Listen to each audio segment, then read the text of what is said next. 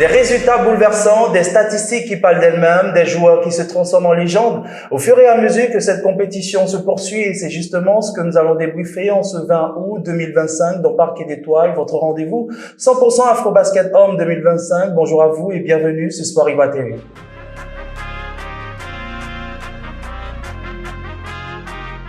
Notre invité du jour est Ouma Kamara Sampil, qui est un habitué des plateaux de Parquet d'Étoiles. Bonjour. Bonjour. Bienvenue dans Parquet d'Étoiles. Merci, c'est un plaisir. D'accord. Et nous, on vous propose de regarder les résultats et statistiques.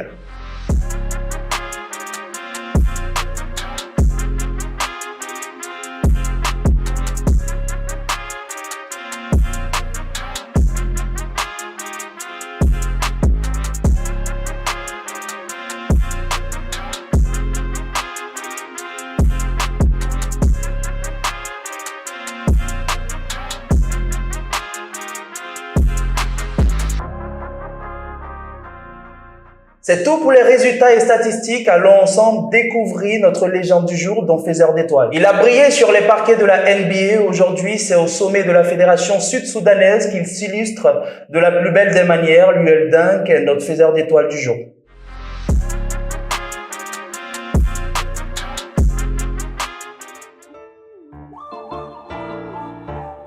Dans les rues brûlantes de Wo, au Sud-Soudan, un garçon fuit la guerre et court vers un destin bien plus grand.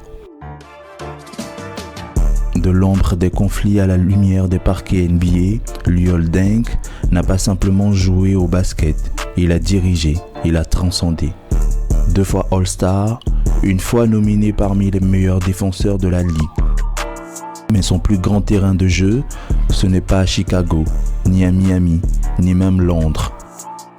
Son plus grand match, il le mène aujourd'hui en dehors du parquet, à la tête d'un projet continental. Luol Deng, c'est un visionnaire du basket africain, un homme aux chiffres aussi précis que son tir en suspension. 72 millions de dollars pour 4 ans aux Lakers, oui. Mais c'est zéro ego, 100% d'impact. Surtout depuis qu'il est devenu président de la Fédération sud-soudanaise de basket en 2019. Sous sa houlette, un miracle. Le Sud-Soudan, plus jeune pays du monde, devient un éclair, une place forte du basket africain. En 3 ans, le Sud-Soudan passe de l'anonymat à une qualification historique pour la Coupe du Monde FIBA 2023. Classé dans le top 20 mondial, une première pour une nation née en 2011. Un exploit? Non. Une vision managériale, signée Deng. Luol, c'est plus qu'un nom, c'est une méthode. Un leader qui combine rigueur britannique, instinct africain et sensibilité humanitaire. Un bâtisseur, un stratège, un architecte du renouveau.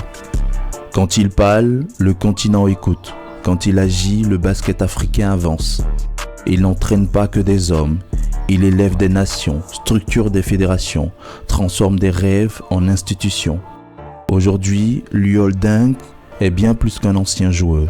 Il est l'un des plus grands managers du sport africain, un ambassadeur du leadership par l'exemple et une figure d'avenir pour le marketing du sport sur le continent.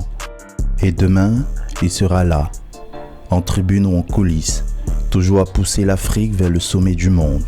Luol Deng, de la NBA au sommet du basket africain, d'un exilé à un chef de file, un homme qui ne change pas juste pour la donne, il redéfinit le jeu. Et voilà, c'était Luol Deng, le président de la Fédération sud-soudanaise de basketball. Alors, on a regardé l'élément en commentaire.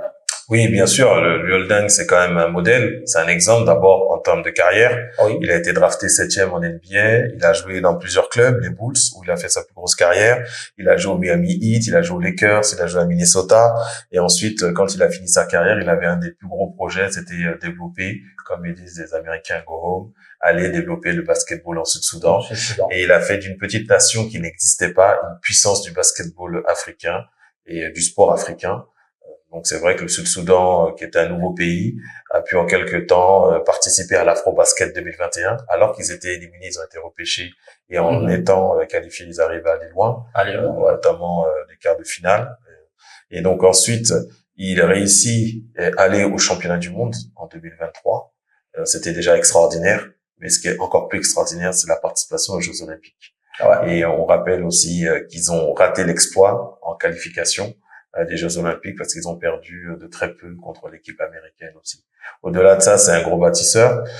Il est devenu l'ambassadeur même du Sud-Soudan, au-delà du basketball. Ouais. Je dirais du sport sud-soudanais, c'est l'emblème, c'est aujourd'hui l'incarnation, c'est le soft power même du Sud-Soudan, parce que quand on parle de Luandeng, on parle du Sud-Soudan et il est l'emblème de toute une nation, et l'espoir et la lueur. Et je pense que il ira loin. Il l'a déjà prouvé avec l'afro-basket féminin. Avec une première participation, il arrive en demi-finale. Donc c'est déjà un exploit. Comme on dit, le plus dur, c'est dans la durée. C'est ce qu'on fait. Malheureusement, mais la réalité du basket africain, c'est pas sur le papier. Donc on va attendre peut-être les qualifications des championnats du monde. Donc je pense qu'on les reverra aux championnats du monde et pourquoi pas aux prochains Jeux Olympiques aux États-Unis. En tout cas, c'est un exemple pour beaucoup et c'est un jeune de 40 ans. Il faut voir qu'aujourd'hui, c'est la nouvelle génération des dirigeants du sport. On espère aujourd'hui du basketball, puisque la plupart des dirigeants du basketball sont jeunes. On espère que ça arrivera aussi au football. Mais au-delà de ça, c'est vraiment un modèle autant dans la diplomatie du sport que dans la compétition. Et justement, on va quitter le Soudan en direction d'un autre pays émergent du basketball africain. L'Angola est à l'honneur dans Pays d'étoiles.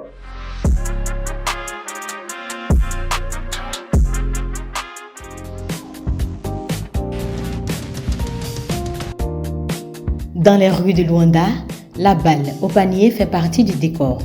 Depuis les années 80, l'Angola s'est imposée comme une puissance du basket africain. 11 titres Afro-Basket, des générations de joueurs formés localement et une vraie identité sur le parquet. Aujourd'hui, les Palancas Negras jouent à domicile et ils imposent le rythme. Le meneur Chindundao distribue les passes comme un chef. 12 points, 6 passes contre la Libye, c'est le cerveau du jeu. Dans la raquette, Gilson Bongo fait le ménage. 2,08 m, 14 points, 7 rebonds par match, c'est le mur angolais solide et respecté. Et sur les ailes, Kevin Kokila explose les défenses. Jeune, rapide, affamé, il incarne la relève. Ces gars-là portent haut les couleurs du pays et ils font parler d'eux bien au-delà du continent. L'Angola a dominé la phase de groupe. Guinée, Libye, Soudan du Sud balayés. Mais le vrai défi commence maintenant. Quart de finale, demi-finale, chaque match est une bataille pour la gloire. À Luanda, le Kilamba Arena est le cœur de la compétition. Une salle moderne de plus de 12 000 places construite pour vibrer. Et à Namib, le Palvilao Vilvicha Mirabilis accueille le groupe ASC. Son nom vient d'une plante du désert, symbole de résilience comme le basket angolais. Mais avant les projecteurs, il y a les coulisses. L'Angola a des centres d'entraînement de haut niveau, surtout à Luanda. C'est là que les joueurs apprennent, répètent, progressent. Ces terrains ont été modernisés pour l'Afrobasket 2025 et ils forment les champions de demain. Le basket angolais ne vit pas en vase clos. Il est porté par une ville qui bouge, qui inspire. Luanda, avec ses buildings modernes et ses vestiges coloniaux, offre un décor unique. Et Namib, avec ses paysages désertiques, donne à cette compétition une ambiance presque cinématographique. L'Angola ne joue pas juste pour gagner. Il joue pour l'histoire, pour le peuple, pour le basket africain. Et sur ce paquet d'étoiles, les rêves deviennent réalité. C'était l'Angola dans Pays d'étoiles. Alors, on a parlé du Sud-Soudan aussi. On a l'Angola qui s'illustre bien également sur le continent africain dans le basketball. Oui, alors l'Angola, c'est une des plus grosses nations du basketball. C'était le sport numéro 1. Je pense qu'il est toujours le sport numéro 1 en Angola. C'est quand même la fédération qui a 11 titres. Et donc, ils ont gagné le titre en 82, en 92, en 93, en 95, en 99, en 2001, en 2003, en 2005, en 2007, en 2009 et en 2013. Ensuite, ils ont un peu calé. Pourquoi? Parce que les autres équipes aussi ont progressé. Il faut savoir que à l'époque, très peu de pays prenaient vraiment au sérieux ou accompagnaient leur équipe nationale de basket. Le président Dos Santos, qui est passionné de basket en Angola, a accompagné cette équipe et c'était son bijou. Et cette équipe a montré sur le toit de l'Afrique qu'elle était l'une des meilleures du continent. Il faut savoir que la fédération angolaise a aussi organisé les championnats du monde de jeunes, U19. Donc, c'est vraiment une nation d'un point de compétition ils sont très forts. D'un point de vue des infrastructures aussi, ils ont une des plus belles salles d'Afrique et ils en ont un peu partout dans le pays. Au point de vue de l'éducation et de la formation, ils ont la plupart des joueurs évoluent au pays.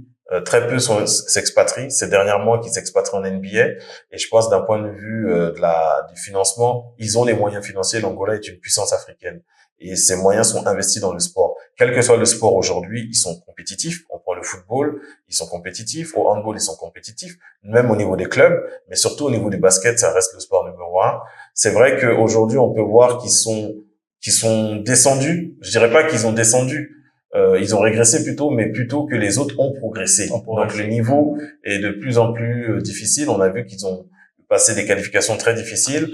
On voit l'engouement qu'il y a à domicile quand l'Angola joue, parce que quand les autres jouent, on voit pas trop l'Angola, les supporters. Mais on sait très bien que l'Angola, depuis quelques années, je dirais 10 ans, 15 ans, une décennie, ça reste une référence du basketball africain. Une référence du basketball africain. Et justement, ces huitièmes de finale ainsi que ces quarts de finale ont tenu toutes ces promesses. Donc, on va aller débriefer tout ceci dans Écho du parquet.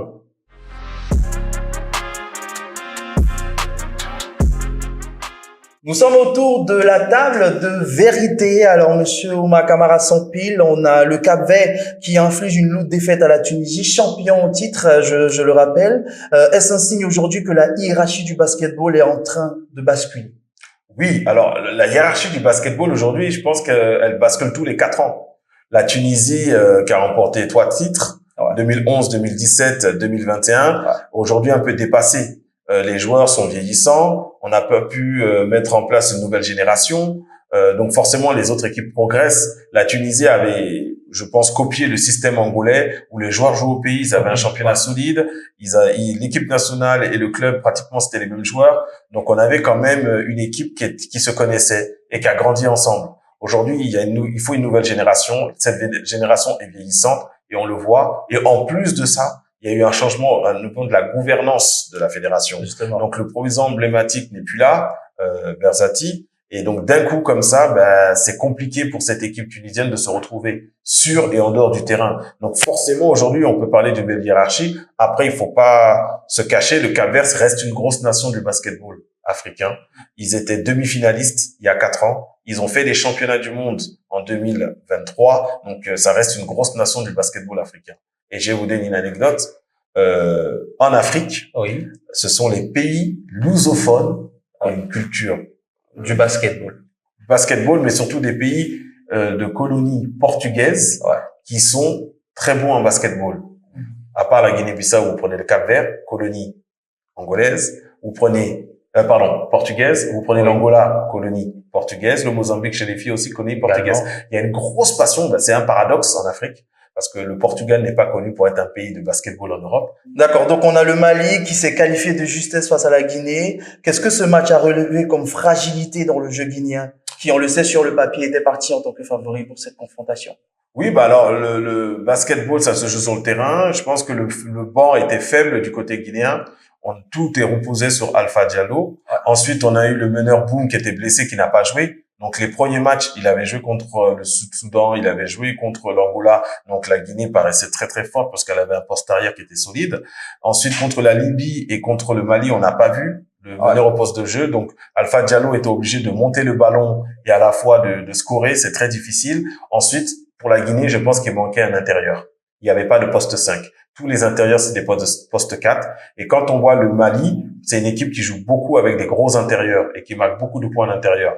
On dit aussi à l'extérieur, ils ont mis beaucoup de points, mais ça n'a pas suffi pour la Guinée qui, je pense, faute de rotation, faute de gros pivots, et la fatigue d'Alpha Diallo n'a pas pu battre ce Mali. Alors, on a beaucoup de surprises dans cette compétition. On a la sortie du Sud-Soudan, de la Tunisie, maintenant de la Côte d'Ivoire qui s'incline face au Mali, 102-96. Est-ce qu'on assiste aujourd'hui à la compétition la plus ouverte de l'histoire de l'afro-basket?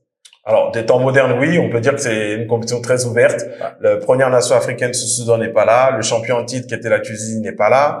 La Côte d'Ivoire, qui était finaliste et favori, tombe après prolongation. Donc on voit très bien que l'équipe surprise de cette compétition pour l'instant reste le Mali. Le Mali, on n'oublie pas que c'est une équipe jeune en plus, qui a des joueurs qui ont participé au championnat du monde U19. Donc on voit que c'est un basket académique et on voit très bien qu'ils ont surpris sur tous les critères qu'on peut connaître dans le jeu. On a Aliou Diarra qui met justement, comment expliquez-vous justement cette défaite ivoirienne? Alors, j'explique cette défaite ivoirienne sur le fait déjà qu'il manquait un poste 5. Il n'y avait pas d'intérieur. On a eu que des postes 4. On a Costello qui joue poste 4. Il manquait vraiment un pivot. Dommage que Mobamba ne soit pas là. Je pense que ça aurait changé les choses. Il manquait déjà un pivot. Ensuite, au niveau de la défense, on a vu que la défense était très loin des a lâché un tout petit peu en deuxième mi-temps. Même en première. C'est-à-dire que quand on regarde le nombre de tirs ouverts, c'est-à-dire que les Maliens n'ont jamais shooté dans la difficulté. Ils ont toujours eu des shoots ouverts. Ça veut dire que la défense était loin. Quand un joueur est très loin en défense, eh bien, ça permet à l'adversaire de shooter. Et on a vu que défensivement, la Côte d'Ivoire n'était pas forcément présente. Quand en deuxième mi-temps, elle a commencé à resserrer sa défense, on a vu qu'ils ont tenu au score, ils sont même passés devant. Mais malheureusement, ça n'a pas suffi. Ensuite, au niveau, je dirais même du body language, on a vu que l'entraîneur et même les joueurs n'étaient pas forcément présents. Ce qui était, faut dire que la Côte d'Ivoire a joué son dernier match dimanche. Donc, il y a eu 3 jours. Est-ce que c'était un avantage ou plutôt ça a été un inconvénient? Parce que cette équipe, elle a peut-être les jambes coupées. On a vu une lueur d'espoir avec Solo Diabaté qui s'est battu, qui a permis à cette équipe de revenir, qui a fait des styles, des interceptions. Et à un moment donné, ils avaient la gagne. C'est-à-dire Costello avait le panier de la victoire. Malheureusement, ça s'est fini en prolongation. Et je pense que là, ça a été très difficile. Pour les joueurs, au niveau de la rotation aussi, on avait du mal à faire les changements. Et cette équipe malienne, elle a joué avec insouciance. Moi, je pense que quand à un moment le petit Koulibaly prend le tir Mahama Koulibaly à 3 points, alors qu'il peut aller driver à 2 points, ça veut dire que ils avaient une assurance extraordinaire. Et on voit cette équipe malienne qui est venue difficilement dans cette compétition parce qu'elle finit 3e de sa poule, mais avec une humilité impressionnante, arrive à battre la Guinée qui était favorite sur le papier. Ouais. Et maintenant la Côte d'Ivoire, attention à cette équipe malienne qui peut encore créer des surprises. Voilà, attention à cette équipe malienne aujourd'hui. Que dire du pivot Aliou Diarra du Mali aujourd'hui qui a attiré toute l'attention sur le parquet? Alors Diarra, extraordinaire, 50 d'évaluation. Bon, j'ai rarement vu ça. C'est énorme. C'est énorme. 50 d'évaluation. Donc, qu'est-ce que c'est que l'évaluation? C'est des statistiques qu'on combine. Donc, quand on a un joueur qui met 35 points dans un match, qui met 13 sur 15 au tir, qui fait 12 sur 14 à 2 points, qui fait 1 sur 1 à 3 points pour un poste 5, qui prend 16 rebonds, donc 6 offensifs et 10 défensifs, c'est impressionnant. J'ai rarement vu ça pour un joueur intérieur qui domine autant. Ça veut dire que, attention, soit, comme je l'ai dit, l'équipe ivoirienne, c'était faible à l'intérieur et on n'a pas pu contenir un joueur de ce talent parce que c'est pas un joueur extérieur qui met 35 points. C'est un joueur intérieur et qui fait 12 sur 14 à l'intérieur. Ça veut dire qu'il y avait un gros trou. Donc, impressionnant, ce joueur. On sait qu'il a joué au Stade malien. Il a joué à l'APR au Rwanda. Il a joué à Fous Rabat. Donc, ça reste un très, très gros joueur du continent. Maintenant, il faudrait qu'il puisse passer un cap. Aller voir si la NBA lui ouvre ses portes ou l'Europe. Parce que je pense qu'il a atteint son objectif sur le continent africain. D'accord. On a le Mali qui a donné beaucoup physiquement et qui doit rencontrer le vainqueur de Nigeria-Sénégal qui se joue en ce moment. Est-ce que vous pensez que physiquement, le Mali pourra répondre? Avec toute cette jeunesse-là, ça va pas manquer un peu de fatigue, aussi manque d'expérience pour la suite? Le Mali que j'ai vu là n'est pas fatigué. Hein. Le Mali qui a joué hier contre la Guinée, qui s'est imposé à la fin et qui s'impose encore aujourd'hui contre cette équipe ivoirienne qui a de très bonne qualité, je pense qu'ils sont prêts à tout pour aller chercher la demi-finale. Hein. Je pense pas que ça va jouer à la fatigue. Ça va jouer tout simplement au mental et peut-être au manque d'expérience pour cette équipe qui, pour la première fois, de l'ère moderne, atteint les demi-finales d'une Coupe d'Afrique. Dernière question. Quand vous regardez le tableau des quarts de finale de demain, quelle confrontation vous semble la plus équilibrée? Cap-Vert-Angola. Donc, non seulement c'est 2 équipes qui sont compétitives, on rappelle que le Cap-Vert avait fini demi-finaliste et mondialiste. L'Angola joue à la maison, c'est 2 pays lusophones, c'est un derby. Donc, quand vous mettez les Cap-Verdiens et les Angolais sur le terrain, c'est comme si on mettait la Côte d'Ivoire et le Cameroun. C'est le feu. Et puis ils ont un public vraiment présent hein, dans cette compétition-là. Ça va jouer pour quelque chose. Bien sûr, parce que l'Angola, quand elle joue chez elle avec ce public, elle se transcende. Donc, c'est une équipe qui va tout donner sur le terrain, surtout contre leurs frères ennemis du Cap-Vert. Donc, dans le Cap-Vert, on a une équipe talentueuse. On a Tavares, on a le frère Almeida qui se connaissent très bien. C'est deux équipes qui se connaissent par cœur. Donc, ça va être un match hyper serré. Je pense que ça va jouer avec le 13e homme qui est le public, et ça sera un match très très très très chaud, comme on dit en Angola. Ensuite, on a l'Égypte qui va affronter le Cameroun. Alors, on a vu que l'Égypte était quand même impressionnante depuis le début de la compétition. Elle a un jeu posé, à la fois à l'intérieur, ça joue très bien, à l'extérieur, ça joue très bien. C'est peut-être l'un des meilleurs collectifs de la compétition. Donc attention, le Cameroun, un coup ça va pas. Mais avec les surprises qu'on a eues tout au long de cette compétition-là, est-ce que le Cameroun ne serait pas susceptible de renverser l'Égypte? On peut s'attendre à tout, hein. Mais quand on regarde depuis le début de la compétition, cette équipe de l'Égypte paraît beaucoup plus équilibrée. Après, les surprises sont possibles, mais je miserais plutôt sur l'équipe de l'Égypte. D'accord. Sur l'équipe Cap-Vert-Angola, là, je laisse. D'accord. Je pense qu'on va débriefer ça demain. Alors, nous sommes à la fin de cette émission-là. Merci d'être venu encore une fois sur Parquet d'Étoiles. Et puis, on se donne rendez-vous demain. Sans problème. D'accord. Merci. Et voilà, nous sommes à la fin de ce numéro de Parquet d'Étoiles. On se donne rendez-vous demain pour un nouvel épisode. D'ici là, portez-vous bien et le jeu continue sur Sport Ivoire TV.